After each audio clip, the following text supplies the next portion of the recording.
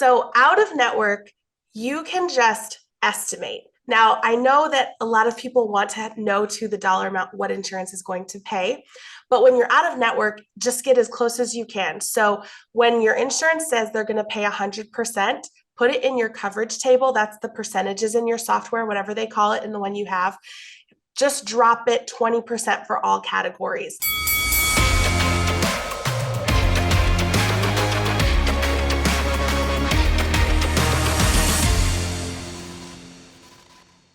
Hey friends, welcome back to Gloves Off. My name is David Rice. I'm the chief editor at DentistryIQ, and I'm back again with my great friend, Bri Richardson. Thanks so much for having me.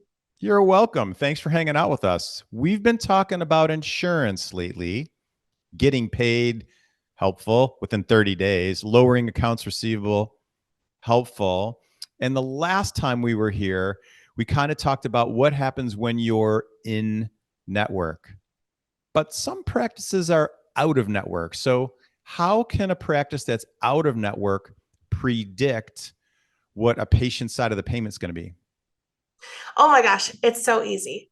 So out of network, you can just estimate. Now, I know that a lot of people want to know to the dollar amount what insurance is going to pay, but when you're out of network, just get as close as you can. So when your insurance says they're going to pay 100%, put it in your coverage table. That's the percentages in your software, whatever they call it in the one you have. Just drop it 20% for all categories. So you're putting the cleanings in as 80%, not 100%, and the fillings in as 60%, and so on. So then once your claims pay, it's not going to always be an educated guess because you're going to update the payment table or Blue Book, whatever your software calls it, every single time. So any other person that's attached to that group number, it's no longer an educated guess the second time. It will be what they actually paid. So when you're not sure, always err on the side of caution where the patient has a credit because they love a credit, but they hate a refund. And the other cool thing about having a credit, when the patient pays by credit card, often if you refund them to their credit card with your machine, you usually get the credit card fee back. Oh, that's a great tip. So basically, step one is getting over the fact that on the first try, we need to be 100% correct. Absolutely. And And after just let that, the I just patient keep know score. this is our best educated guess. If you have a credit or a bounce, we'll let you know. And don't over explain it. Just say, we estimate your first visit is going to be $69. Ooh, I love that. So keep it really simple. Keep it Yes. really simple. And then are you a fan of keeping that credits just on their account and kind of framing that story on the front end?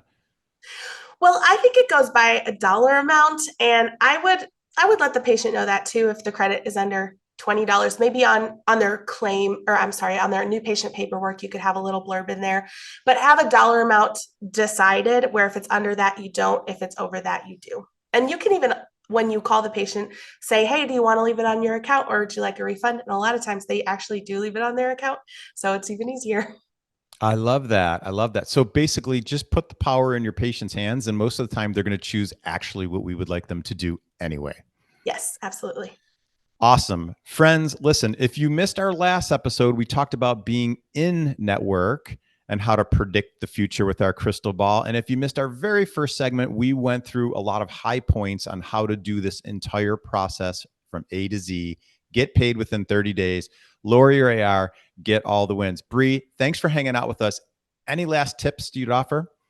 Yes, absolutely. So there is a misconception with practices, especially if they've never done this before. They think that the patient is paying that full difference between their in-network fee and what their full fee is when they go out of network. But most of the time, that's not true. Usually insurance pays much better out of network. So sometimes the patient still has free cleanings, or if they don't, they might be paying, 10 or 20%, but they're usually not paying 60%.